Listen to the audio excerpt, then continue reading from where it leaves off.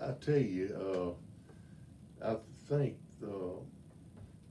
I become aware of this probably in the early 90s. He had told me about it, and he showed me the letter. And his family was sharecroppers. You know, they went around. They work up here just north of town. They live on Mr. Kitchen's place, and they farmed. Had a big family. He had 12 of them in his family. And the way I understand it, baseball is, was very important to them. On the weekends when they get out of the fields, and they didn't have enough players to play on their ball. So they brought him out, and I believe he was 14 years old, and the game was tied, and he come up in the ninth inning and hit a home run. Well, this lady, her name's on the I can't remember the name, but she come down there and told him the story in 1987, and he wrote it down like she told it. Now about the ball and the glove, I don't know where that come from, but that's really all I know about it. She told him the story, and he wrote it down, and he kept it. None of the kids knew about it, I don't guess. Late 90s or something like that. Did he ever get to play baseball outside of that? No, he played. Well, we all played ball. We didn't have any money really to do anything else. Still a watermelon, or something like that. But we grew up playing ball. That was our way out of not working. But he was a pretty good ball player. He loved it, I know that. But he was called Hummie, Hummie. It was a nickname, 2 or 3 different stories, and I don't really know how he got the name, but that's what most people call him. So where did your daddy end up settling down and raising your family? At Ingomar. I started school in 48 here in New Albany. I was born in Chickasaw County. We moved up here when I was 5 years old on North Street. He went to work for the city of Tupelo. The city of New Albany electrical department. And he worked there till he retired. And but we eventually moved down to Ingomar, and that's where all the kids were raised and went to school. Well, we had basketball and baseball. That's what we had. And we played a lot. Summer, we played in the summer, at night, baseball on the weekends. Did you play both in high school? Mm-hmm. What year did you graduate high school? 1961. And when I got out of high school, I did not, I couldn't afford to go to college. I might have went to Northeast and played, but we kept playing baseball, and we had a good baseball team. And we were playing New Albany. They also had a good ball team at Ingomar on Saturday afternoon. And my daddy played third base on the baseball team when we was playing. My brother played left field. Cat Robbins, I'm sure you heard his name called. He was our shortstop. Sammy Dowdy was our second baseman. Harvey Stout was our catcher. He's one of those stouts down there at home. Norris Ashley played first base.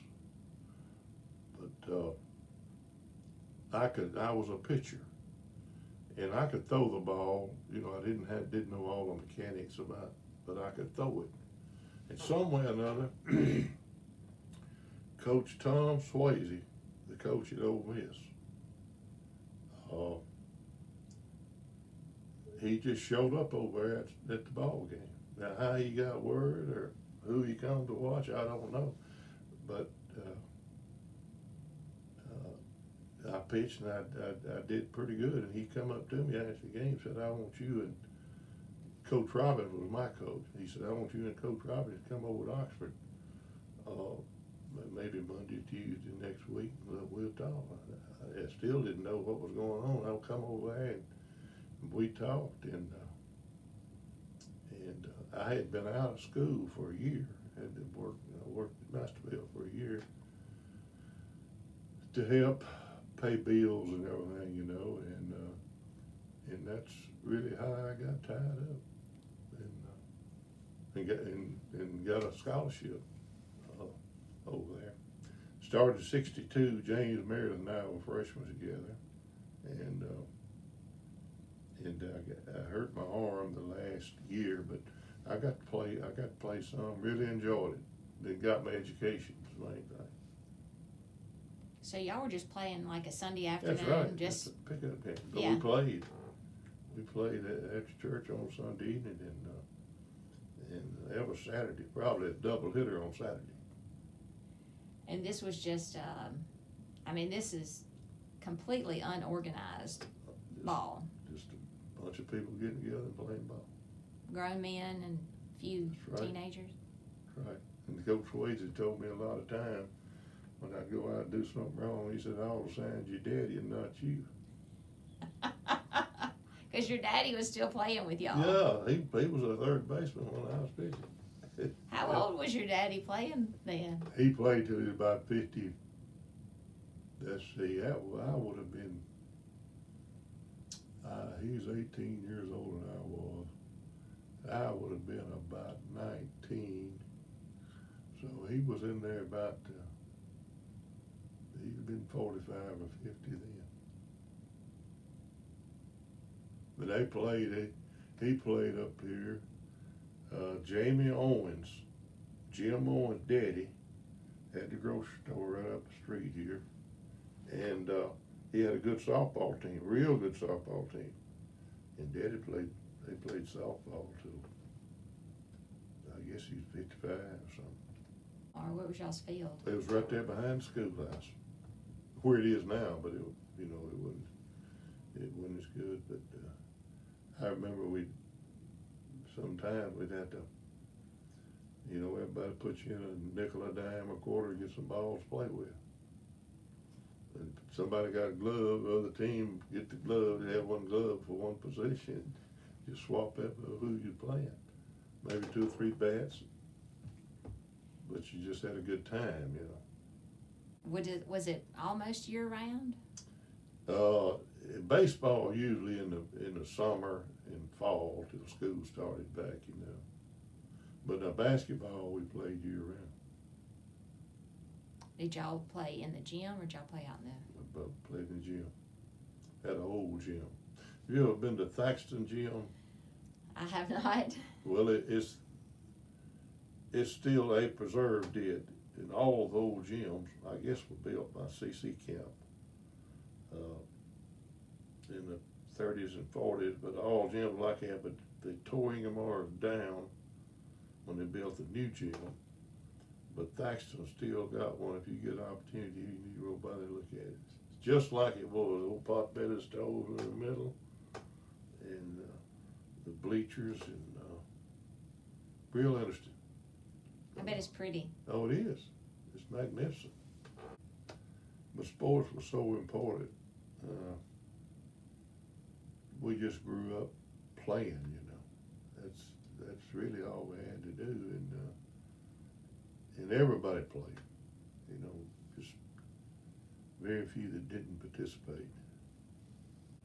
I'm assuming that the coach who recruited you, that's who the field's named after now at Ole Miss? Yes, that's him. He's a good man. And I think he's seen how hard that I come up, and he gave me an opportunity, and I'll be grateful forever. Don't you wish you knew how he got there that day? I would say, now I would be guessing, see, Cat Robbins played basketball at Ole Miss. He was a good basketball player. And I'm gonna say, he never did, I never did ask him, and he never did say, but I'm gonna say he might have had, he knew talent, and he knew I could throw the ball hard. And, but now, the day we played New Albany, and New Albany had some good ball players. He might have been over there looking at one of those, I don't know. But I do remember him telling me a lot of times when I'd mess up, he made a mistake. He should have signed my daddy instead of me. Now, who'd you say he got you and Cat Robbins to go over? Yeah, he asked Coach Swayze, he asked Coach Robbins, could he and I go to his office at Oxford and meet and talk about possibly going to school. Cat Robbins was there as your coach. He was the coach at Inglemoor. He coached me at Inglemoor, and he played at Ole Miss. Okay. He was a good basketball player. Okay. Yeah, 'cause he coached that 58 team of That's women exactly that won right. the Grand Slam. That's right. I remember they talked about him a lot. Yeah. And also he was in on the John Stroud. I think he coached at West Union when John Stroud and him won it. At West Union. They those women loved him. Oh yeah. They talked about going to his funeral. Yeah. Yeah, he was all three of his kids, two of them doctors, and the other girl was a pharmacist, the only girl in the pharmacy. And he wound up marrying my wife's oldest sister the last time. And so we got to be brother-in-laws for a while. And but strange how things just revolve. Yeah. Small world. Small world. Couldn't play that many games. You just, if you played probably a 12 or 15 game season, that was a lot. But now they play a lot more. But we had some good ball players on there. Sure did. So Norris Ashley played. He was y'all's He first was baseman? about 3 years behind me. Okay. He wound up playing at Delta State. And he was a great ball player. He's a great baseball player and a great basketball and baseball player. I played a little basketball over there. They got short-handed. They asked me, and I actually got to play a little basketball over there. Enjoyed that. This is probably before your time. Donnie Kissinger played for the Chicago Cubs for about 12 years. When I was a sophomore, he was a senior, and I got to room with him. And we're still real close. We still talk to each other. But he was a great inspiration on me too. Real dedicated person. Very just basic, but he's a good man. He had a lot of influence on me trying to do about half right. Now, tell me how you came to be playing basketball at Ole Miss. How'd that happen? Well, in baseball, you don't get a full scholarship. They don't give but very few. A lot of the boys, a lot of the football players played baseball. A lot of the basketball players played. So they wound up giving me a half basketball scholarship and a half baseball scholarship to make it, the whole, where they could pay for the whole thing. Because if they just give me half of it, I wouldn't have been able to go. But that's how I got to play. And we had a good, my sophomore season, we had a good ball club. Babe McCarthy, his last year at Mississippi State, and I'm sure you've heard his name. We beat them twice. We beat them down at State and beat them at Ole Miss the last year he was coach. And this Kester boy, he was All-American basketball too. He played on that ball club. Basketball and baseball. Mm-hmm. He made All-American both of them. And he's just the most humble person. He don't like you say nothing good about him, and he's just a heck of a guy. What'd he end up doing after he retired from? He come back, coached at Ole Miss for about 8 or 9 years, and he just fully retired now. In fact, day before yesterday was his birthday. He turned 80. I tell you what, when I got out of school, I come back to Inglemoor and I coached 2 years, and I taught 5 classes and coached everything there was to coach. And I made $75 a week. I did that 2 years, and I said, look, there's something got to give on this. And I got out, and I worked with State Farm Insurance for 35 years and retired.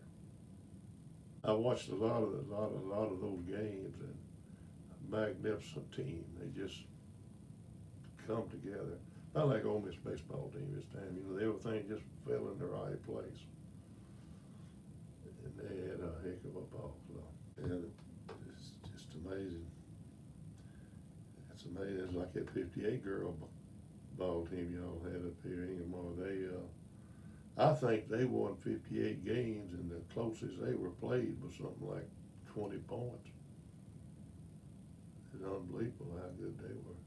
We'd have a crowd of people to the ball games. You know, like we played maybe New Albany or Lone Star at Inglemoor. Why on Saturday evening there'd be a lot of people come. Well, it didn't cost anything to get in, you know. That was part of the community's enjoyment, just coming to watch a ball game. It was just a big part of people's lives coming up back then. What would y'all call it?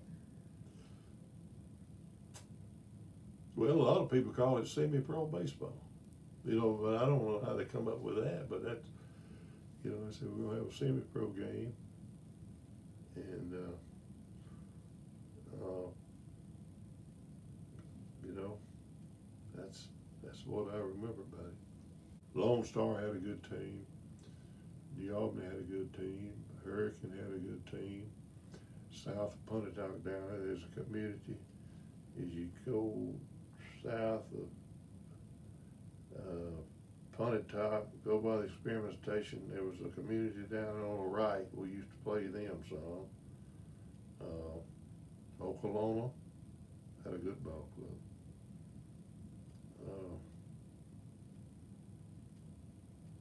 And there were some good ball players. You know, some boys that had an opportunity. There's 2 boys I played against at Lone Star, Billy Billingsley and Bobby Tubbs had an opportunity. They could have played, you know, they were good. Real good. Did y'all have uniforms? We did these kind of put together, you know.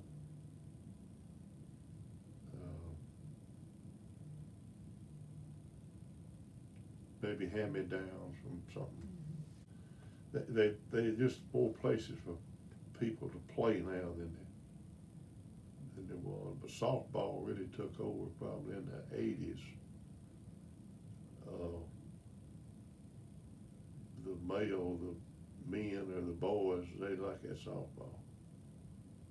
I'd say in the 80s, 90s, maybe kind of took place of a lot of the baseball.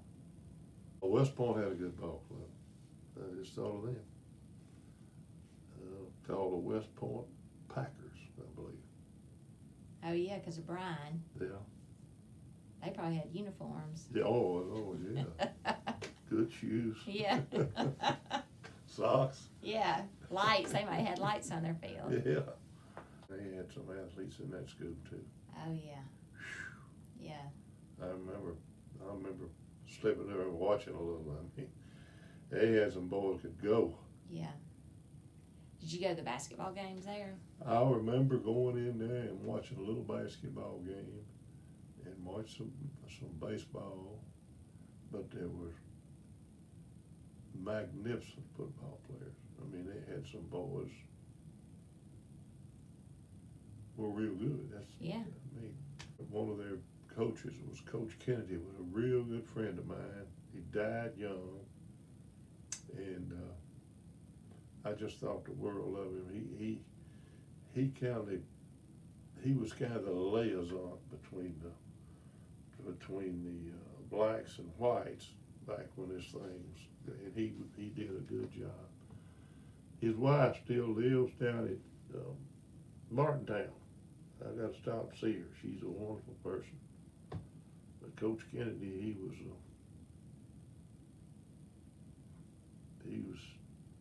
great. How did y'all get to be friends? Trading guns.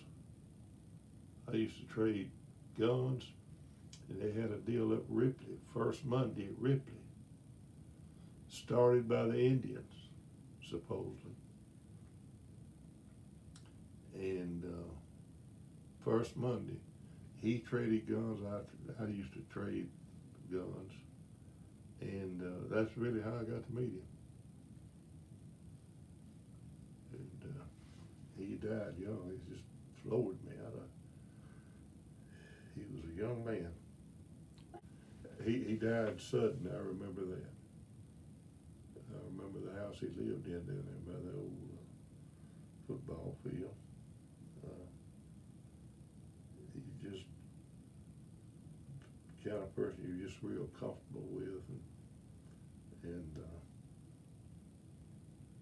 great man.